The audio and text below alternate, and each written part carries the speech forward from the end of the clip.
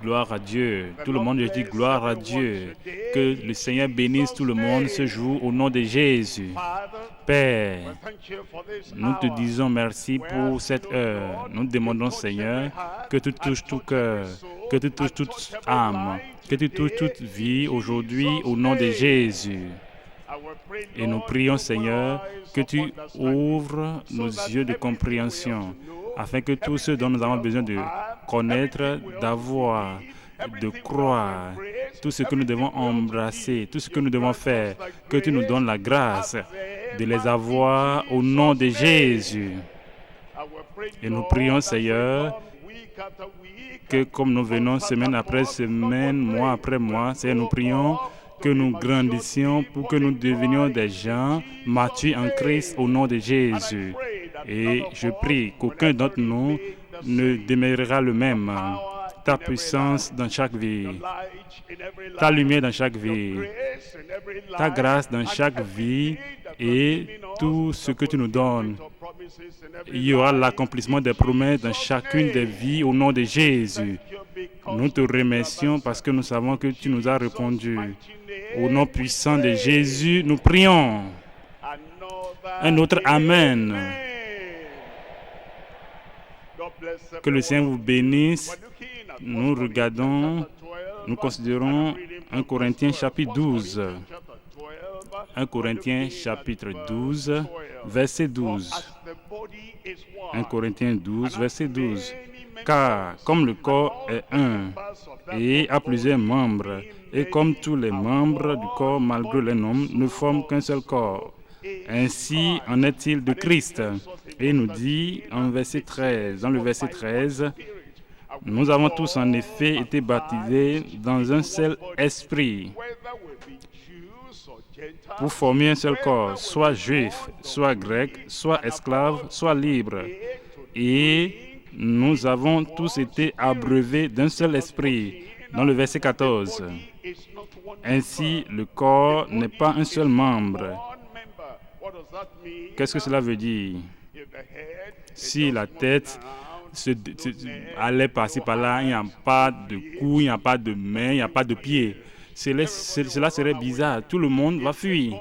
Si le corps a la tête, il n'y a pas de main et le corps bougeait comme ça, le corps n'allait pas pouvoir faire tout ce qu'il doit faire.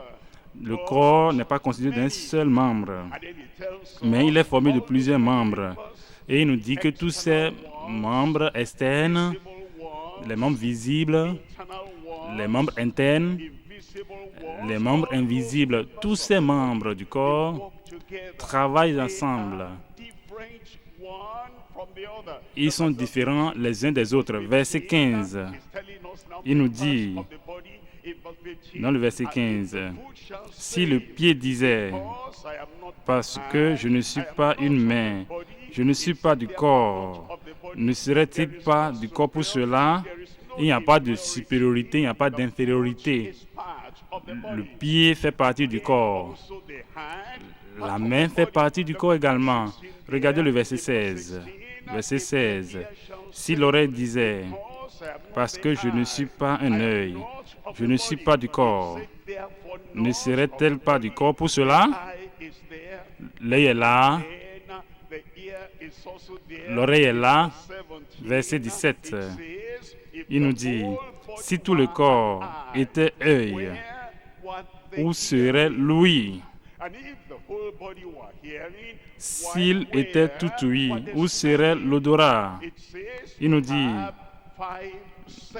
nous avons 5 sens pour voir, pour écouter, pour sentir, pour toucher, pour goûter. Et nous bougeons.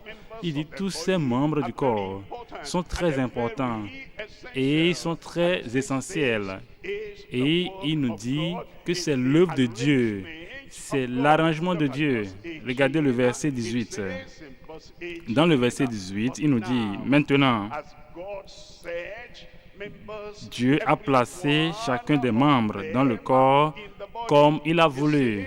Il nous dit, ne vous concentrez pas sur un seul membre et N'annulez pas, ne détruisez pas le ministère de l'oreille, des yeux, de la bouche, des pieds, des mains, du foie, du rein. Chaque membre a son rôle à jouer.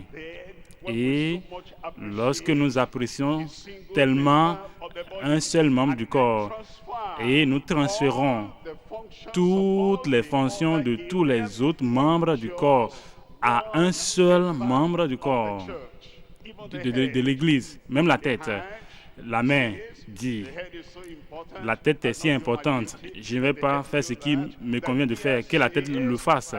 Les oreilles disent, je ne suis pas la tête, que la tête fasse l'œuvre. Et la bouche également dit, que la tête fasse l'œuvre.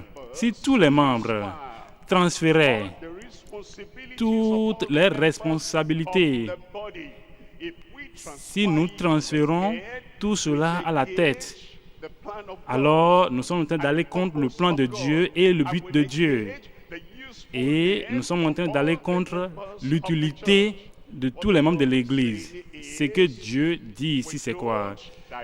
C'est que nous ne donnons pas tous les rôles que le corps doit jouer au leader de l'Église, au pasteur de l'Église ou au GS. Si tu veux faire ceci, c'est la tête. Tu veux aller là-bas, c'est la tête. Si tu veux gérer ceci, c'est la tête. Si tu veux faire quoi que ce soit, c'est la tête. Il nous dit que chaque membre a son rôle. Vous jouez votre rôle, je joue mon rôle. Et c'est ainsi que tous les membres du corps seront utiles, unis, et ainsi seront bénéfiques. Verset 27, il nous dit, vous êtes le corps de Christ, vous l'Église, vous les membres, vous qui êtes sauvés et vous êtes baptisés dans le corps de Christ. Il dit, vous êtes le corps de Christ et vous êtes ses membres, chacun pour sa part. Verset 28. Verset 28. Et Dieu a établi dans l'Église, premièrement des apôtres. Si nous comprenons Dieu et nous bougeons avec Dieu et nous vivons en Dieu et nous concentrons notre attention sur ce que Dieu a dit. Et Dieu a dit, Dieu a établi dans l'Église premièrement, premièrement des apôtres, secondement des prophètes, troisièmement des docteurs, ensuite ceux qui ont le don des miracles. Cela voudrait dire que vous pouvez faire des miracles sans être apôtre. Après cela, il y a les miracles. Cela voudrait dire que vous pouvez prier et les miracles pourraient se produire sans que vous ne soyez un prophète. Après cela, nous avons les miracles. Cela voudrait dire que vous pouvez prier pour que vous ayez une main qui opère des miracles dans votre propre vie et dans ma vie et dans la vie des autres sans que vous ne soyez un docteur. Après cela, nous avons les miracles. Puis ceux qui ont les dons de guérir. Cela voudrait dire que le don de la guérison n'est pas limité aux apôtres. Cela n'est pas limité aux prophètes. Puis, ceux qui ont le don de guérir, cela n'est pas limité aux docteurs. Il dit, puis, ceux qui ont le don de guérir, de secourir, le secours. Quelqu'un a besoin d'habits à porter, secours. Quelqu'un a besoin de logement, aide. Quelqu'un a besoin de la nourriture, l'aide. Quelqu'un a besoin d'être relevé et de l'encouragement, c'est l'aide. Tout ne consiste pas le devoir de l'apôtre. Tout n'est pas centré sur l'apôtre. Après cela, nous avons le secours de gouverner. Ça, c'est l'administration. Mettez cette chaise là-bas, mettez ce banc là-bas, adressez cette lettre à l'État, obtenez cette information. Ça, c'est l'administration. De parler diverses langues. Et je prie que le Seigneur, comme nous enseigne, et nous comprenons la vérité. Je prie que nous vivions et marchions par la vérité au nom de Jésus. Que quelqu'un dise Amen. Le message de ce jour est l'unité et l'utilité des membres en Christ. L'unité et l'utilité des membres en Christ. Nous allons considérer 3 points. Le premier point, c'est l'unicité des membres nés de nouveau en Christ. Unique, différent du monde, différent de leur passé, différent des pécheurs, unique, l'unicité des membres nés de nouveau en Christ. Point numéro 2, c'est l'unité des membres nés de nouveau bâtis dans son Église. Lorsque nous sommes nés de nouveau, vous vous repentez, vous croyez au Seigneur Jésus-Christ et vous êtes baptisés d'eau et vous êtes bâtis, vous êtes immergés, vous êtes intégrés dans le corps de Christ, bâtis comme un temple saint pour Christ. Le Seigneur Jésus-Christ étant la fondation et la pierre angulaire. L'unité des membres baptisés, bâtis dans son Église. Point numéro 3, c'est l'utilité des membres qui portent le fardeau pour la commission. Chaque membre du corps, si vous les considérez, chaque membre du corps est supposé être actif, productif et fonctionnel, utile dans le corps. Quel que soit ce que vous faites, pensez-y.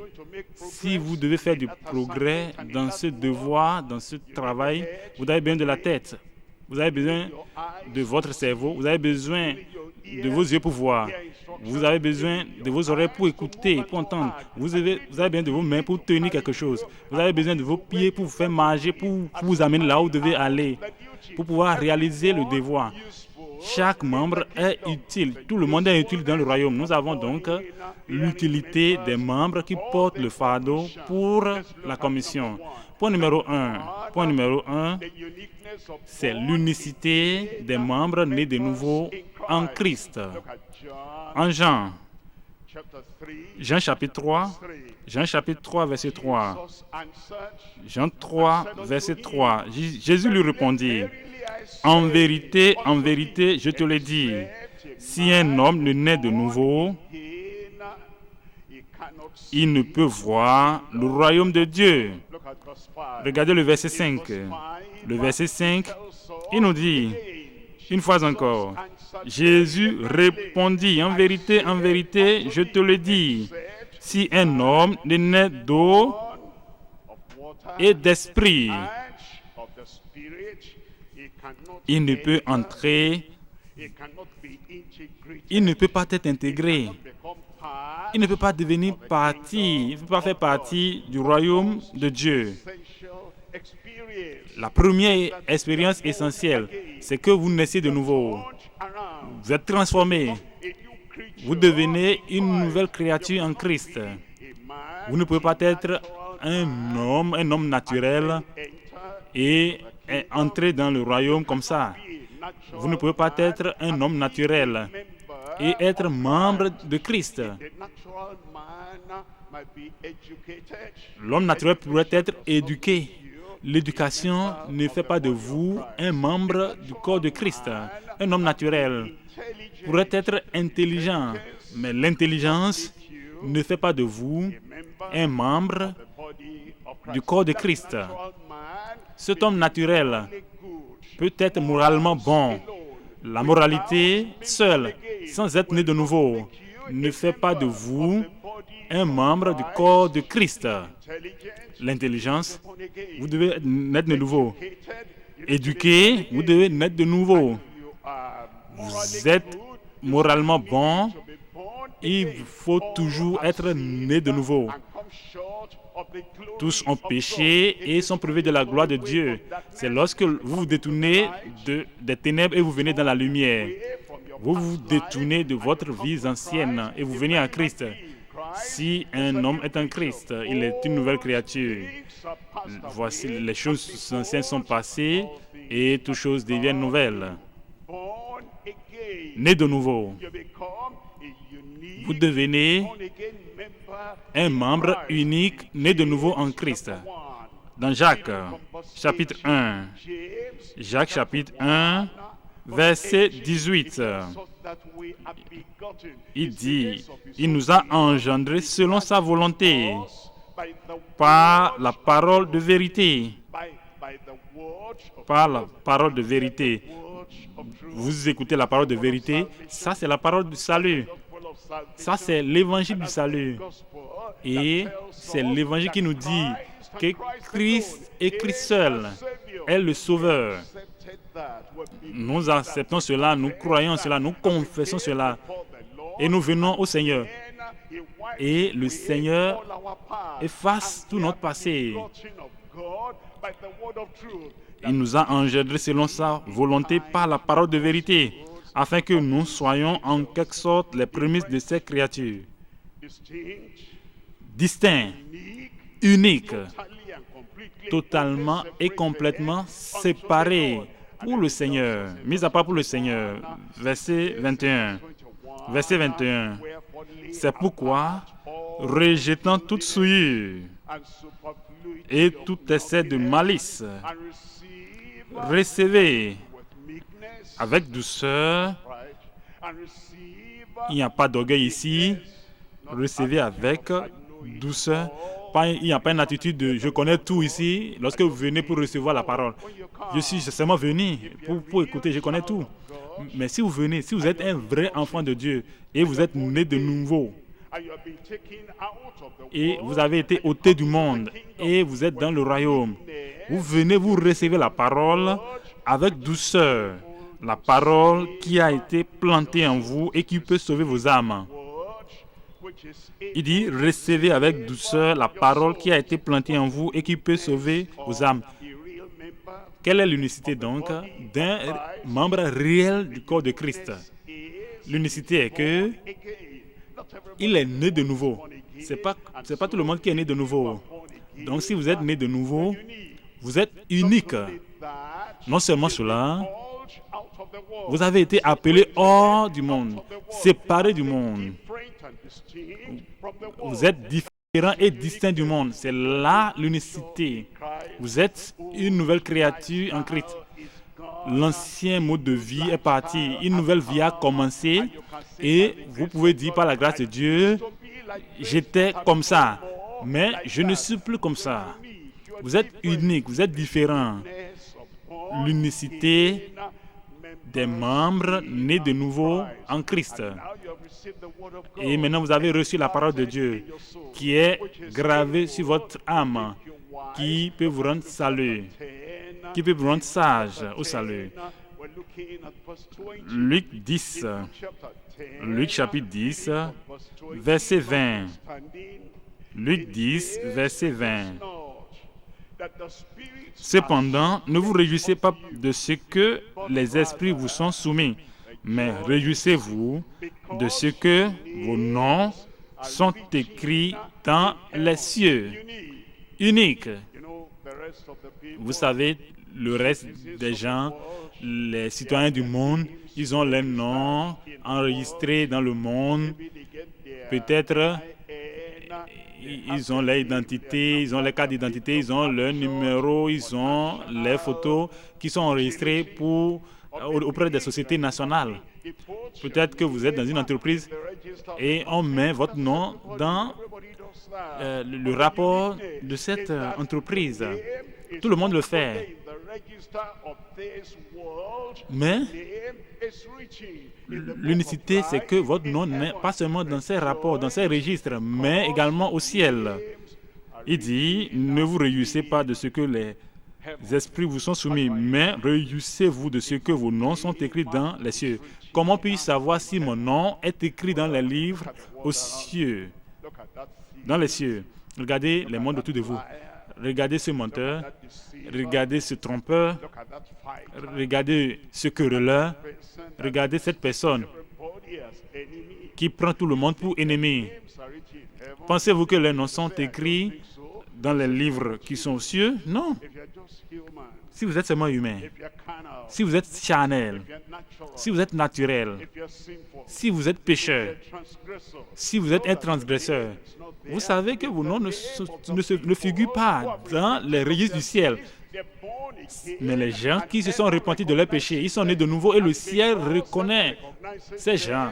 Et puisque le ciel les reconnaît, le ciel enregistre leurs noms en tant qu'enfants de Dieu. Et l'Esprit de Dieu témoigne dans leur cœur, qui sont des enfants de Dieu. Et les anges se réjouissent parce que vous êtes repentis et le Père se réjouit et le Seigneur Jésus-Christ est content et les saints de Dieu sont contents et dans votre cœur, le Saint-Esprit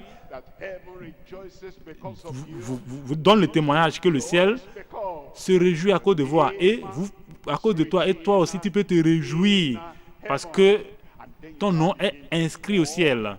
Et maintenant, il faut marcher et vivre en tant qu'enfant de Dieu.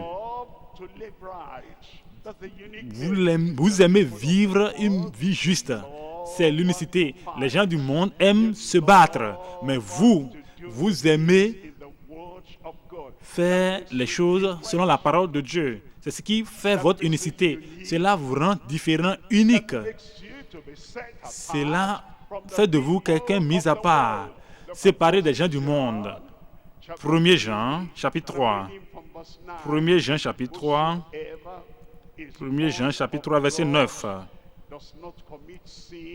Quiconque est né de Dieu ne pratique pas le péché. C'est l'unicité, c'est unique. Si vous ôtez cela de l'expérience chrétienne, alors on n'est plus unique. Si vous dites, d'accord, je suis membre de l'Église, mais il y a quelques péchés que je ne peux pas abandonner. Alors vous n'êtes pas unique.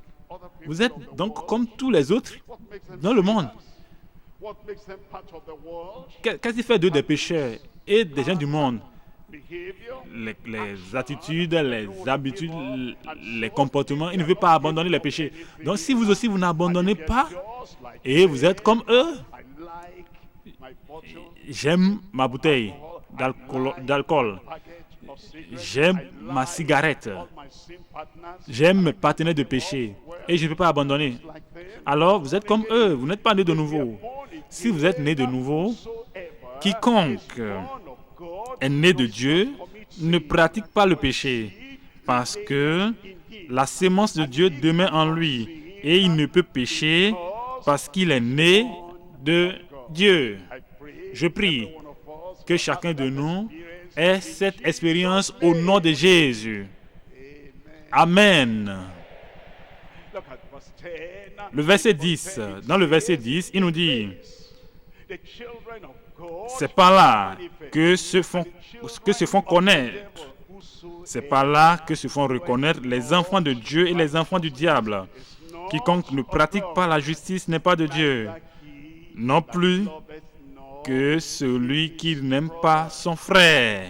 Je prie que cette unicité, d'être né de nouveau, d'être lavé dans le sang de l'agneau et d'être rendu blanc, aussi blanc que la neige, et menant une nouveauté de vie.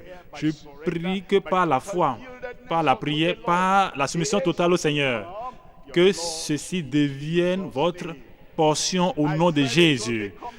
J'ai dit que cela deviendra votre portion au nom de Jésus. Considérons à présent le point numéro 2. Le point numéro 2, c'est l'unité des membres baptisés et bâtis dans son Église. Regardez ce mot, unité. Cela ne voudrait pas dire que nous avons les mêmes rôles. Les mains est unie avec le pied. Et lorsque vous marchez, faites attention. Quand vous marchez, vos mains également font des mouvements de manière inconsciente. Est-ce que vous avez constaté, Lorsque vous marchez, vos yeux regardent dans la direction dans laquelle vous marchez. Est-ce que vous avez fait attention? Lorsque vous bougez, vos oreilles écoutent le bruit. Lorsque vous voulez tourner par ici, il y a un véhicule qui vient.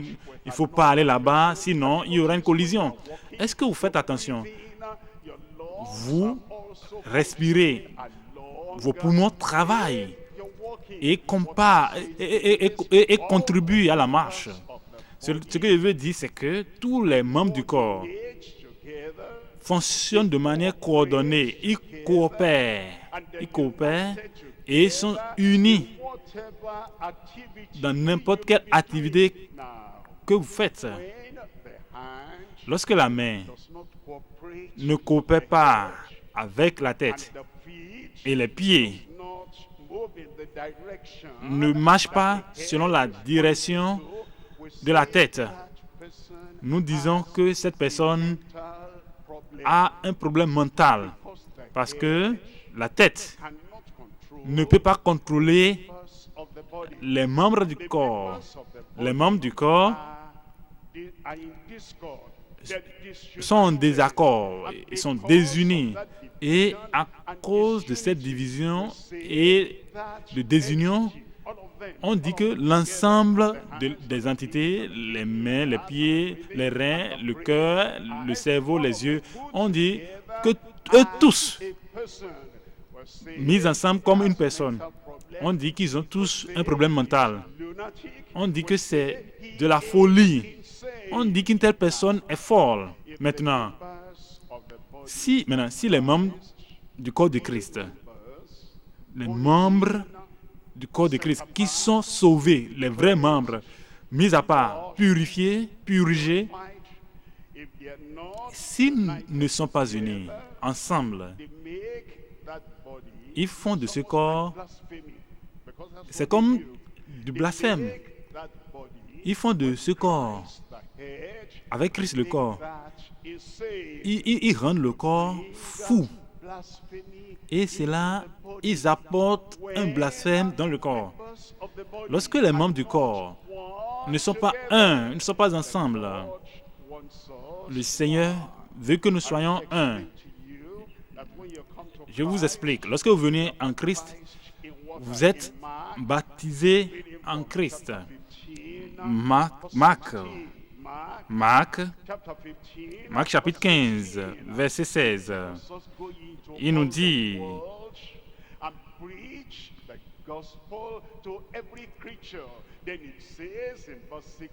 Marc chapitre 16, le verset 15.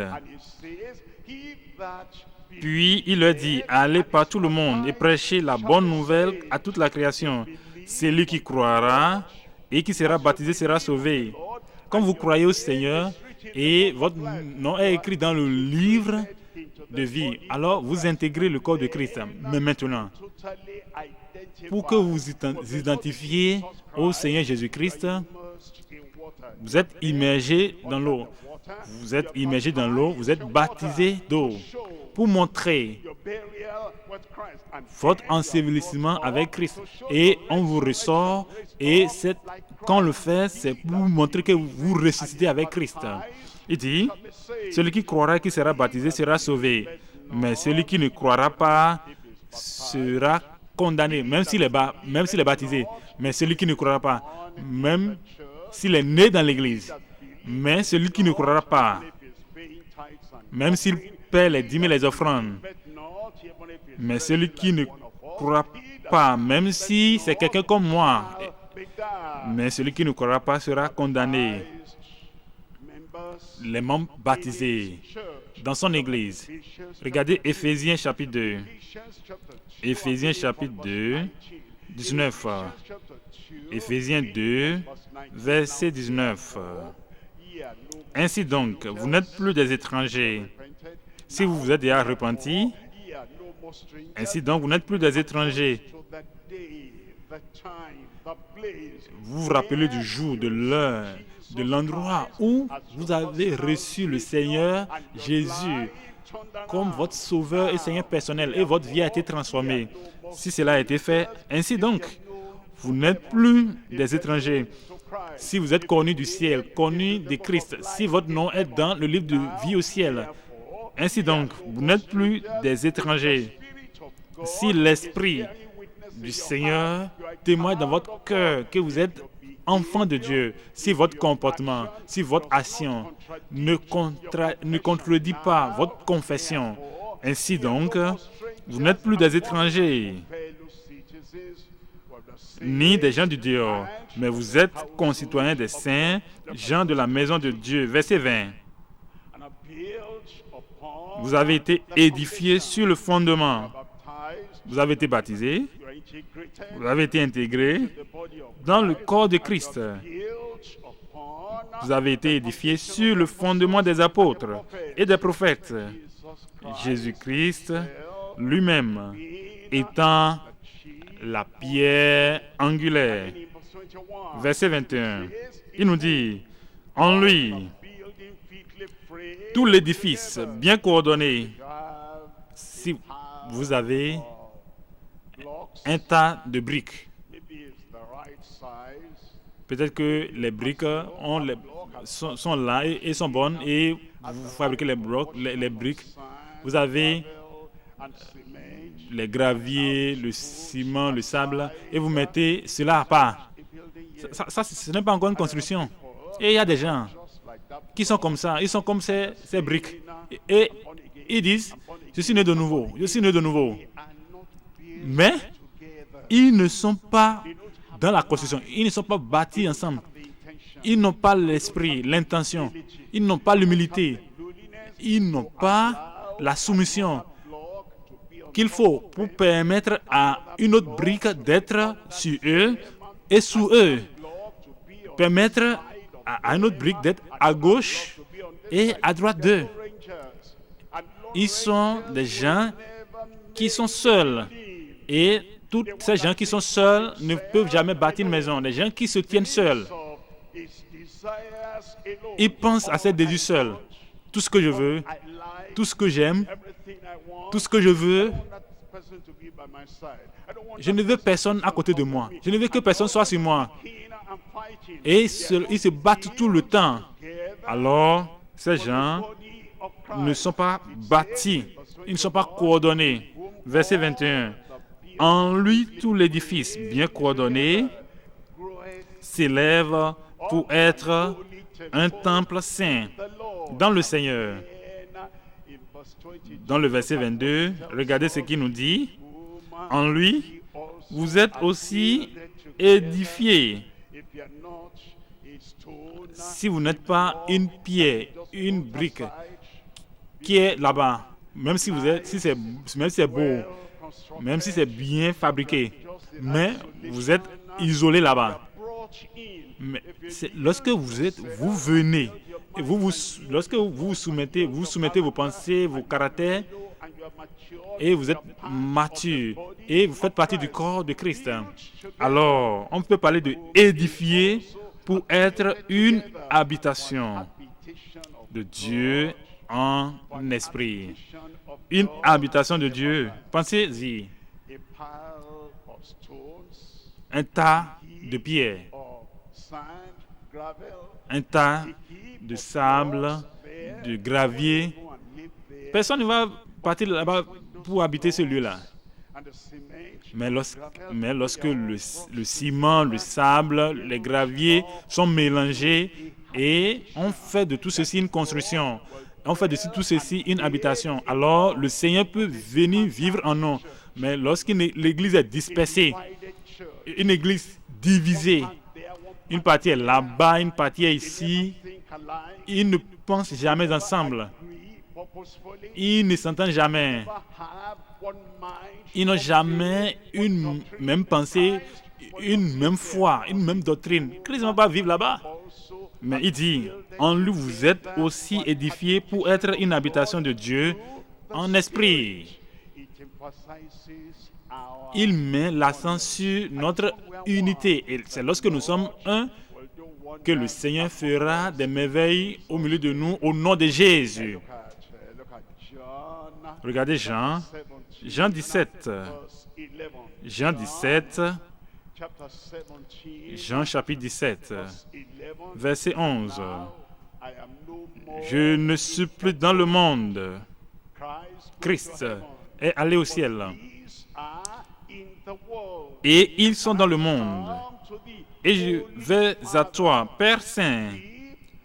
Garde en ton nom ce que tu m'as donné, afin qu'ils soient un. Afin qu'ils soient un. Garde-les, afin qu'ils soient un. Sécurise-les, afin qu'ils soient un. Fortifie-les, afin qu'ils soient un. Maintiens-les saints et justes, afin qu'ils soient un. Comme non. Vous pouvez commencer par vérifier dans votre propre cœur. Vous dites que vous êtes un membre de l'Église, de son Église. Est-ce que vous êtes un avec nous qui restons, avec le Père et le Fils, comme le Père et le Fils sont un? Ou bien vous avez votre manière particulière, votre caractère particulier, votre disposition particulière, vos désirs particuliers, et ce que vous n'aimez pas également. Est-ce que vous êtes toujours là à dire je veux que ce soit comme ça, je veux que ce soit comme ci? Ça ne se passe pas comme ça. Et lorsque ce que vous dites ne passe pas, alors il n'y a pas moyen. Il faut que tout le monde se prosterne devant vous. Mais il nous garde de Satan. Il nous préserve du péché. Il nous préserve de la maladie. Il nous préserve de tous les maux du monde, afin que nous soyons un, comme ils sont un. Regardez le verset 14. Le verset 14, il nous dit, « Je leur ai donné ta parole, et le monde les a haïs, parce qu'ils ne sont pas du monde, comme moi, je ne suis pas du monde. » Verset 17, « Sanctifie-les par ta vérité.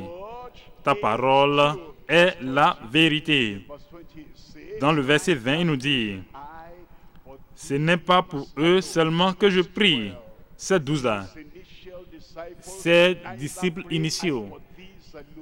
Il dit, « Ce n'est pas pour eux seulement que je prie, mais encore. » Regarde, cette prière parle de la sanctification. Il dit, « Sanctifie-les par ta vérité. » C'est ça la prière.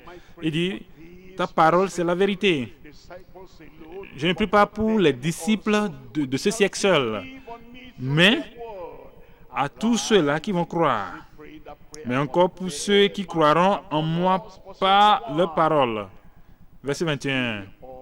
Afin que tous soient un. Afin que tous soient un. Afin que tous soient un. Si vous venez à l'église et nous nous asseyons ensemble, nous écoutons la même parole ensemble, nous prions au même Père. Nous avons Jésus comme notre seul sauveur, baptiseur, le King qui revient, et nous l'avons ensemble. Nous avons la même Bible, nous allons dans le même ciel. Mais nous ne sommes jamais un. Le prédicateur est là, le ministre est là. Mais dans votre cœur, il y a une idole et il vous faut adorer cette idole. Vous procédez devant cette idole et quel que soit ce que vous jouissez dans le corps de Christ, votre idole est le numéro 1 dans votre cœur. Et vous ne pouvez pas servir Dieu et Maman. Et pour cette raison, votre idole vous sépare et vous empêche d'être un avec l'Église. Si vous n'êtes pas un avec le peuple de Dieu ici, lorsque vous allez passer de l'autre côté, dans l'au-delà, vous n'allez pas vivre avec eux, vous n'allez pas rester avec eux pour l'éternité. Il faut le salut. Il faut la réponse à la prière de Jésus. Il faut que cet orgueil, cet esprit de division, cette sensualité, il faut que tout cela soit ôté de votre vie. Et là, cela devient la réponse à la prière de Jésus, afin que tout soit un. Comme toi, Père, tu es en moi et comme je suis en toi. Tu es en moi et comme je suis en toi. Si tu es en moi, tu vas penser comme je pense. Tu vas suivre la direction que je suis. Tu vas soutenir la passion de mon cœur. Si je ne suis pas seulement avec toi, mais je suis en toi. Il y aura le fait de planifier ensemble, de trouver des stratégies ensemble, de marcher ensemble, et l'idole dans votre cœur, l'idole dans mon cœur, serait totalement ôtée, éradiquée. C'est cette idole, l'idole du moi. C'est cette idole qui empêche l'unité. Mais la prière de Jésus, vous savez, si vous dites que Jésus-Christ a tort, alors comment est-ce que Jésus sera en accord avec vous? Il a prié pour l'unité du corps. Et dans ce corps local, dans cette même vie profonde, la même doctrine, le même Père, de manière humaine, Père dans le Seigneur, la même direction, le même programme. Néanmoins, dans le cœur, nous ne sommes pas ensemble. Alors, il y a quelque chose qui manque dans nos expériences chrétiennes. Il dit, afin qu'ils soient tous un. Afin que tous soient un, comme toi, Père, tu es en moi, et comme je suis en toi. Afin qu'eux aussi, les croyants, les gens sauvés, sanctifiés, afin qu'eux aussi, en réponse à ma prière, afin qu'eux aussi soient un en nous. Pas un en dehors de nous, le Père et le Fils, pas en dehors d'eux. C'est pas que vous allez sortir pour aller amener la philosophie du monde et le programme du monde. Non, c'est nous tous. Nous sommes en Christ et nous croyons en la même parole, la même doctrine. Et dit, pour que le monde croie que tu m'as envoyé. Verset 22. Dans le verset 22, je leur donnais la gloire que tu m'as donnée. La gloire, la puissance, la gloire, la beauté céleste que tu m'as donnée. Je leur ai donné. Pourquoi?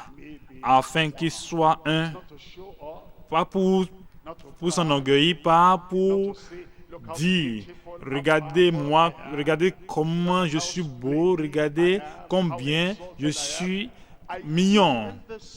Mais non, je leur ai donné la gloire que tu m'as donnée pour un seul but, afin qu'ils soient un comme nous sommes un. Nous nous vidons de la gloire du ciel. Nous nous vidons de la gloire du ciel lorsque nous ne sommes pas un. Nous venons dans le royaume, nous sommes intégrés dans le royaume de Dieu. Et une fois que nous entrons, nous oublions la raison pour laquelle nous sommes venus. Et nous oublions que la raison pour laquelle nous sommes venus, et lorsque la raison pour laquelle la grâce nous a été donnée, la raison pour laquelle des bénédictions particulières nous sont données, la raison pour laquelle nous avons la gloire de Christ, et nous oublions que la raison pour laquelle nous avons cette gloire, c'est pour que nous puissions vivre ensemble comme le Père et le Fils sont un. Verset 23. Moi en eux. Si Christ est en moi et Christ est en toi, alors pourquoi nous ne comprenons pas? Pourquoi ne nous comprenons pas? Pourquoi est-ce que nous ne pouvons pas aller dans la même direction? Si le même Christ est en vous, vous contrôlant, si c'est le même Christ qui est en moi, qui me contrôle, alors pourquoi nous ne nous comprenons pas? Pourquoi est-ce que le langage est différent? Pourquoi est-ce que nous ne sommes pas unis? Pourquoi est-ce que vous allez dans cette direction et moi je vais dans une autre direction? Pourquoi est-ce que nous ne nous entendons pas? Il dit, moi en eux et toi en moi, afin qu'ils soient parfaitement un. Afin qu'ils soient parfaitement un. Si nous ne sommes pas unis, nous ne serons jamais parfaits. Quelles que soient les expériences que vous dites que vous avez sauvé, vous dites que vous êtes sauvé, ok, je vous regarde. Vous dites que vous êtes sanctifié, d'accord, je vous regarde. Vous dites que vous voulez jeûner, prier pour des jours, je vous regarde. Vous vous tenez aux promesses de Dieu, on vous suit, on vous regarde. Vous vous préparez pour le retour du Seigneur, nous vous regardons. Si toutes ces expériences que vous dites que vous avez sauvées, sanctifiées, remplis de connaissances, baptisés du Saint-Esprit, parlant en langue, ayant des visions, quoi que ce soit. Vous pouvez prier pour des heures. Vous pouvez jeûner pour des heures.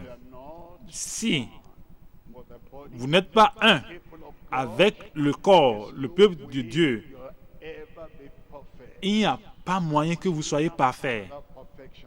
Vous allez prier, jeûner sans la perfection. Vous allez donner vos dîmes, vos offrandes sans la perfection. Vous allez courir par-ci, par-là sans la perfection.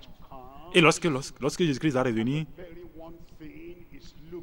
et la seule chose qu'il recherche là, cette unité, cette perfection n'est pas là. Vous avez travaillé donc en vain. Vous avez travaillé en vain. Il dit, moi en eux et toi en moi, afin qu'ils soient parfaitement un et que le monde connaisse que tu m'as envoyé et que tu les as aimés comme tu m'as aimé. Tu les as aimés comme tu m'as aimé. C'est la raison pour laquelle il veut que nous soyons des vrais membres de Christ. Il veut que nous soyons ensemble.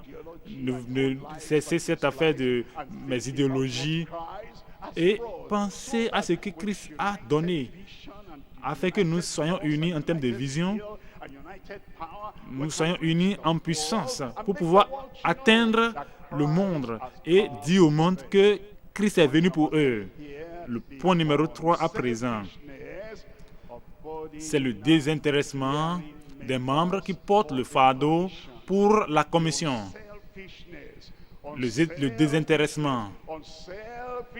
désintéressement des membres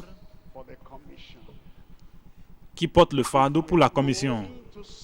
Si nous allons voir le monde évangélisé, si nous allons voir des gens qui sortent des ténèbres, de leur mauvaise vie, sortis de leur prison, sortis de leur captivité, si nous allons avoir des gens qui vont sortir de leur confinement, si nous allons voir l'évangile couler, atteindre, si nous allons voir la parole pénétrant le cœur des millions de personnes, premièrement, nous devons devenir désintéressés.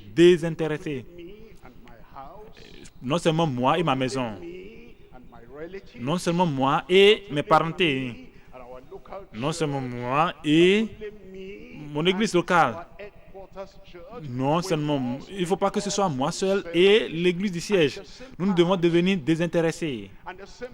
Et le même cœur, la même pensée que Christ avait pour le reste du monde, pour le monde entier, nous devons avoir la pensée de Christ et porter le fardeau de notre monde, cherchant à amener tout le monde à écouter la parole. Galates chapitre 6. Galates chapitre 6, le verset 2. portez les fardeaux les uns des autres. Portez, soulevez les fardeaux des autres. Et vous accomplirez ainsi la loi de Christ.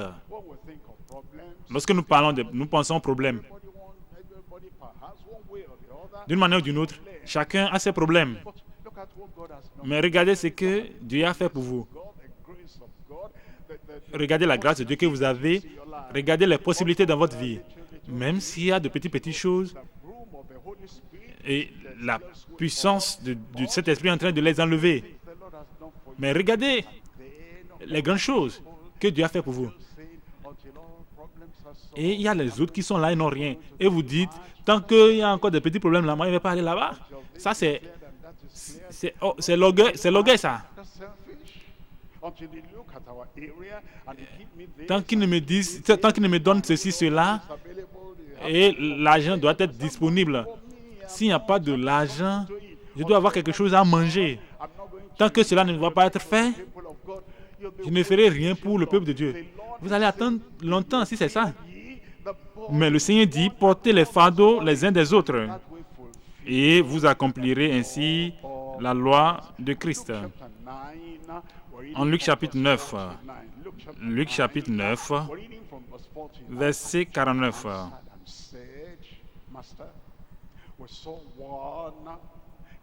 Luc 9, 49. Jean prit la parole et dit, Maître, nous avons vu un homme qui chasse des démons en ton nom, et nous l'en avons empêché parce qu'il ne nous suit pas. Vous vous souvenez de Jean? Jean, c'est ce disciple que Jésus-Christ aime. Jean, c'est ce disciple qui couchait sur le sein de Christ.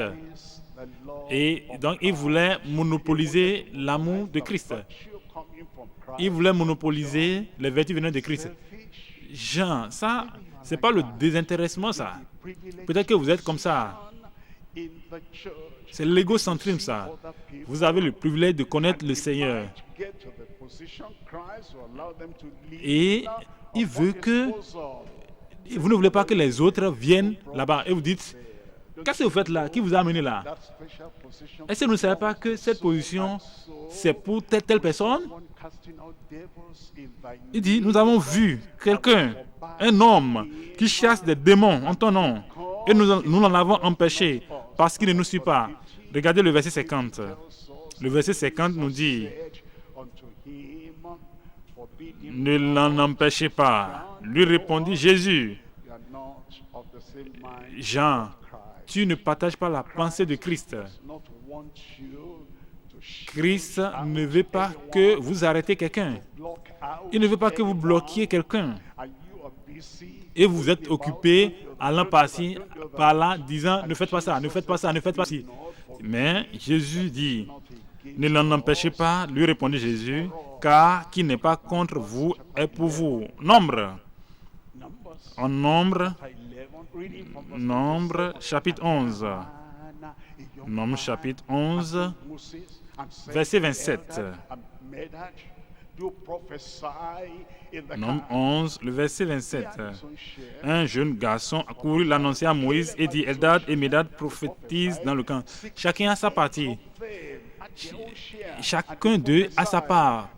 58 d'entre eux a sa part. Mais Eldad et Médad étaient dans le camp. Et le Seigneur leur a également donné le même don. Josué, à quoi penses-tu? Es-tu plus zélé que Dieu? Es-tu plus rempli de passion que Dieu? Est-ce que tu sais ce qu'il faut faire et ce qu'il ne faut pas faire plus que Dieu? Le Dieu des cieux lui a donné le même don. Le même don, il a donné aux 68. Mais Josué, fils de Nun, serviteur de Moïse, depuis sa jeunesse, prit la parole et dit, verset 28, et Josué, fils de Nun, serviteur de Moïse, depuis sa jeunesse, prit la parole et dit, Moïse, mon Seigneur, empêche-les. Ça, c'est l'égocentrisme. si ce n'est pas que Josué a accepté la correction et a permis à ce que cet égocentrisme soit enlevé, soit déraciné, soit enlevé, purgé de son cœur et de sa vie, il n'allait pas pouvoir devenir le dirigeant qu'il était devenu. Mais il a dit, ça c'est un serviteur de Moïse. Il dit, mon Seigneur, Moïse, empêche-les. Mais, Dieu merci, il y a des leaders comme Moïse. Il y a certains leaders, ils écoutent seulement ce que leurs subordonnés égocentriques là, c'est ce qu'il leur dit seulement qu'ils écoutent. Ce qu'ils font est bon, mais est-ce que tu leur as donné l'ordre de le faire? Regardez ces gens, ils sont en train de partager le message. Est-ce que tu leur as donné l'autorité de le faire? Et ils parlent à cause de leur égocentrisme. Dieu merci pour Moïse. J'ai dit, nous remercions le Seigneur pour Moïse. Et je prie que nous ayons des actions de grâce en votre faveur. Vous avez dit Amen. Quand j'ai dit Dieu merci pour Moïse, vous n'avez pas dit Amen à haute voix. Mais maintenant, quand j'ai dit Dieu merci pour vous, vous avez bien dit Amen. Je vais reprendre. Dieu merci pour Moïse. Et maintenant, je remercie le Seigneur pour vous aussi. Vous savez, lorsqu'ils viennent dire au pasteur, s'il vous plaît, monsieur, Médad et Eldad font ceci et cela. Et le pasteur dit, laissez-les, nous travaillons tous pour Dieu. Ils vont encore revenir. Ils n'ont pas encore appris de cette première situation. Ils doivent encore aller. Il faut que Dieu ôte cet égocentrisme de leur vie, cette dépravité, cette nature dépravée là. Il faut que cela soit ôté. Ils vont encore revenir, ils vont dire tel sont en train de faire ceci. Est-ce que tu leur as donné la permission? Il faut les laisser, il n'y a pas de problème. Bon, nous n'allons plus revenir lui dire quelque chose. Chaque fois, c'est dire laisse-les. Je prie qu'il n'y ait pas de sensualité dans mon cœur et dans votre cœur. Dans nos sœurs, il n'y aura pas de la sensualité. Dans nos jeunes, il n'y aura pas la sensualité. Dans nos enfants, il n'y aura pas la sensualité. Et lorsque nous avons la nature de Christ, l'amour de Christ et la passion de Christ qui nous bouillonne sans aucun ego, nous allons gagner cette nation pour Christ au nom de Jésus. Regardez Moïse. Et Moïse lui a dit, Moïse lui répondit, verset 29, « Es-tu jaloux pour moi? Puisse tout le peuple de l'Éternel être composé des prophètes, et veille l'Éternel mettre son esprit sur eux, sur vous, sur eux, sur nos sœurs, sur nos frères, sur tout le monde au nom de Jésus. » Mon frère, passer de district, passer de groupe. Si quelqu'un est malade et au lieu de venir à vous, cette personne va au frère ou chez la sœur qui est proche. Et le frère ne leur a pas demandé. Est-ce que tu as dit ça au pasteur de district ou de groupe? Et le frère s'habille et va là-bas et il prie et le miracle se produit. Et nous venons le jeudi et cette personne vient. Vous me voyez comme ça, je serais déjà mort depuis mercredi, mais j'ai appelé tel frère. Il n'a pas mentionné le nom du pasteur de district, le nom du pasteur de groupe, ni le nom du Saint-Intendant, mais le nom du frère. Mais je vous dis, quand il est venu et il a mentionné le nom de Jésus, j'ai été guéri. Et je suis même plus fort que je n'étais avant. Et maintenant, vous écoutez cela et vous venez au pupitre et vous dites, tout le monde, faites attention. Faites attention à la manière dont vous donnez le témoignage ici. Nous ne sommes pas là pour insulter. Nous ne sommes pas là pour exalter un homme. S'il vous plaît, c'est bon. Mais si c'était votre nom qu'ils avaient mentionné, Et ils ont dit, j'ai appelé le pasteur de district, j'ai appelé le groupe, le pasteur de groupe, et il est venu. Il a juste mentionné le nom de Jésus. Et c'est comme si c'est le geste qui a prié. Prière courte et directe. Et directement, tout a disparu et je suis vivant aujourd'hui. Vous allez venir là-bas, vous allez dire, tout le monde, est-ce que vous avez écouté ce témoignage? Gloire à Dieu. Dieu est en train d'œuvrer. Dieu est en train d'œuvrer. Dieu est à l'œuvre. Et même moi-même qui suis ici, je viens là-bas, mais je vais vous dire que la puissance de Dieu est ici. J'aime cela. Mais dites la même chose. Lorsque le miracle se produit à travers quelqu'un que nous ne connaissons pas, afin qu'il n'y ait pas d'ego, il n'y ait pas de sensualité, et nous allons mettre les mains dans les mains, et nous allons travailler ensemble. Et la puissance de Dieu ne va jamais s'arrêter dans nos vies au nom de Jésus. Ces vieux, ces anciens jours, ces beaux jours vont revenir encore. Dans votre vie, ça va revenir. Dans votre famille, ces jours reviennent. Dans notre district, ces jours reviennent. Et comme je vous le dis, je le dis encore, je vous passe la puissance. Aujourd'hui est différent. Vous allez recevoir un nouveau feu. Je ne peux pas voir les gens remplis de feu. Vous allez être remplis de feu, ravivés de feu au nom de Jésus. Ouvrez vos bouches. Est-ce que Dieu vous a parlé? Comme vous priez, que le feu descende. Et la puissance d'en haut va descendre sur chaque âme. Dites au Seigneur, me voici, je vais être uni au peuple de Dieu. Je serai un. Je serai un. Toute la sensualité, toute la nature dépravée, toutes ces choses qui me faisaient être seul. L'ego, et vous avez une idole là-bas.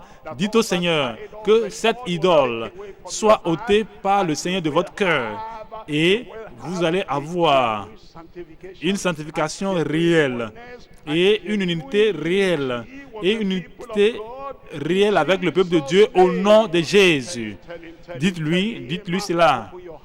Ouvrez vos cœurs, ouvrez vos vies, examinez-vous. Ne soyez pas égocentrique. Est-ce que vous avez été tout le temps pensé à vous-même?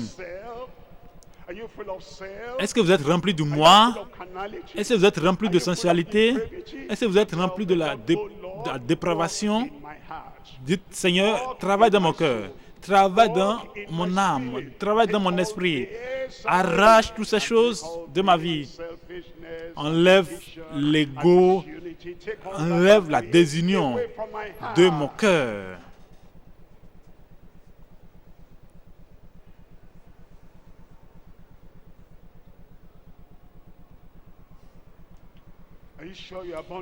Êtes-vous sûr que vous êtes né de nouveau? Vos péchés sont-ils pardonnés? Est-ce que le Saint-Esprit témoigne dans votre cœur que vous êtes de vrais enfants de Dieu? Votre nom est-il dans le livre de vie au ciel? Le changement, la transformation, la vie d'une nouvelle créature. Est-ce que c'est fait? Est-ce que cela est fonctionnel dans votre vie?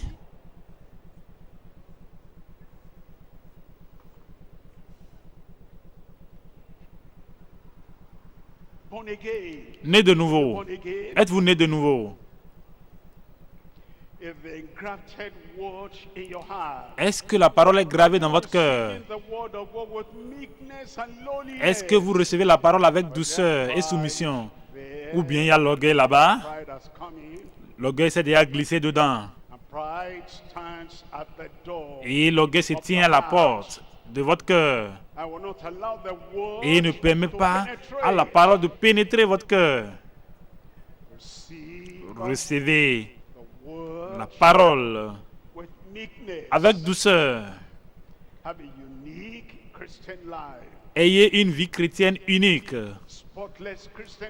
Une vie chrétienne sans tache.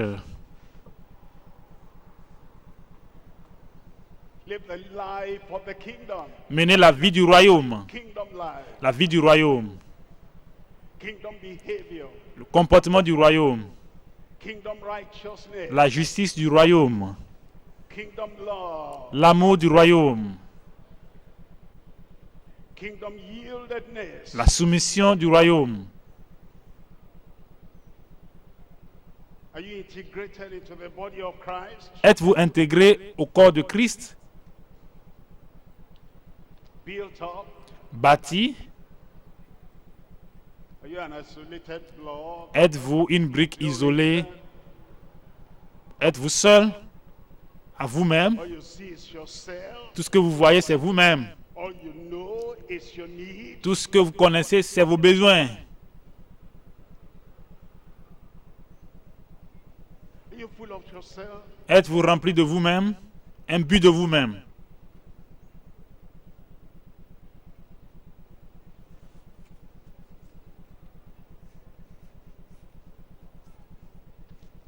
Or are you fully surrendered unto the Lord? Êtes-vous totalement soumis au Seigneur? No idol, Pas d'idole, no pride, pas d'orgueil, no ego, pas d'ego, no toy. il n'y a pas de poupée de jouets que vous You are gardez playing with as a baby. et vous jouez avec cela comme And in that un spirit, bébé. from having the vision Et cela vous empêche of d'avoir the la regions vision, beyond, la vision des régions qui sont de-delà de vos limites actuelles. always angry at nothing, Tout le temps en colère contre quelque chose de rien. angry at what makes Christ happy. En colère contre ce qui rend Christ heureux. You have the same mind with Christ. Avez-vous la même pensée que Christ a? The same love as Le même Christ. amour que Christ a? The same devotion as Christ. La même dévotion que Christ?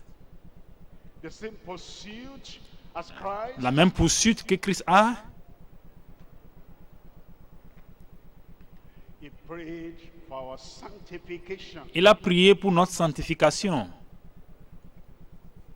While there's selfishness there, Lorsqu'il y a l'ego, sanctification has not yet taken alors place. l'expérience de la sanctification n'a pas encore eu lieu. There's carnality there, Lorsqu'il y a la sensualité là-bas, self-defense, alors l'auto-défense, self-promotion, la promotion de soi. sanctification has not entered in. Lorsqu'il y a toutes ces choses, la sanctification n'a pas encore fait son entrée. Self-centeredness there, Lorsqu'il y a l'égocentrisme, self-consideration there, lorsqu'il y a la considération de soi, sanctification alors la has not sanctification entered n'a in. pas encore fait son entrée. Where me, Lorsque me, c'est moi, I, my territory, mon my territoire, terrain, mon terrain, dominion, my ma assignment, domination, mon devoir, mon privilège, my position, ma position, my place, where that mon is, endroit. Lorsque c'est comme ça, sanctification has alors not entered in. la sanctification n'a pas encore fait son entrée. That self Apporter to the altar, cet ego et déposer cet ego sur l'autel. Que cet ego soit crucifié. present the old man, Présenter the le old vieil homme, nature l'ancienne of nature à Christ. Christ.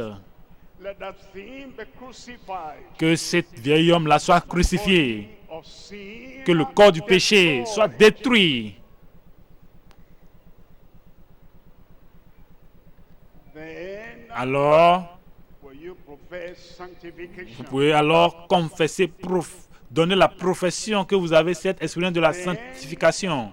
Will selfishness quit the throne of your heart? Lorsque l'égocentrisme quitte le trône de votre cœur, Then alors will you be one vous serez un for the rest avec le reste of the church? de l'Église.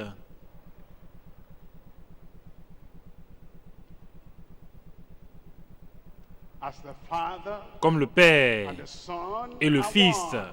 sont un, And then will you give chance alors vous allez permettre, for the gospel to reach the world? c'est ainsi que vous allez permettre à l'Évangile de pénétrer le monde, d'atteindre le monde pour que le monde croie que At in me, comme le Père in thee, est en moi et moi en vous, all afin the one qu'ils soient in tous un us. en nous.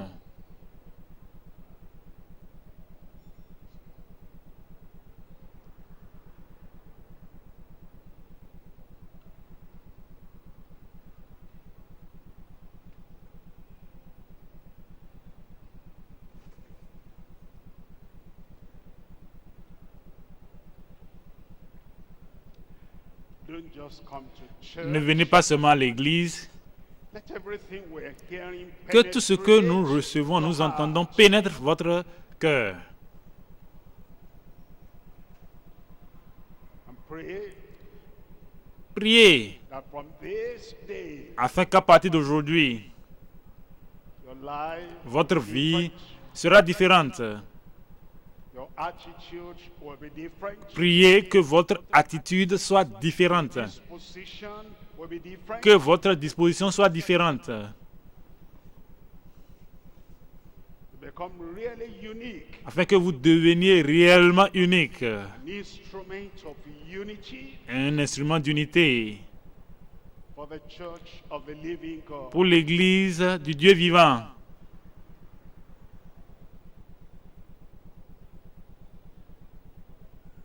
And let the unity begin Et at que home. l'unité commence depuis la maison. Begins at home. La charité bien ordonnée commence par soi-même. La pureté commence à la maison, l'unité commence à la maison, l'amour Begins at home. commence à la maison. Let the children see Que les enfants voient father and mother que le and père God et la mère sont un, as God and tout Christ comme are one. le père et le fils sont un. The children and Les the enfants parents et les are parents one. sont un. As God, the Father, Comme Dieu le Père the Son, et Dieu are le one. Fils sont un.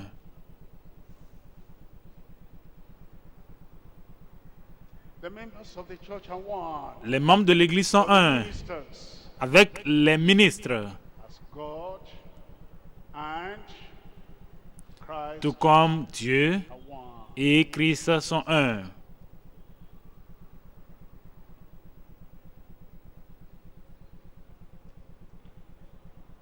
Assurance L'assurance that your name que votre nom life est in dans heaven. le livre de vie au ciel. And you live Et vous vivez as one en tant qu'une personne qui est the heavenly recognition. en tant qu'une personne qui a la reconnaissance du ciel. And then pray Et priez également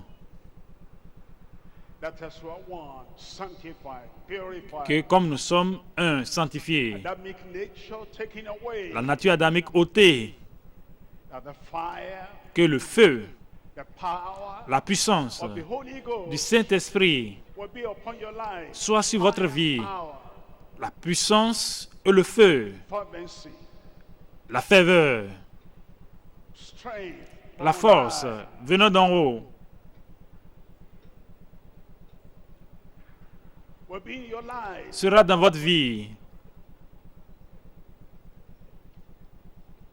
And the Holy Ghost will fill you, Et le Saint-Esprit va vous remplir, va vous saturer, empower you, va vous donner la force, va vous envelopper. and then there'll be great possibilities Et il y of the aura Spirit de grandes possibilités de l'Esprit dans votre vie.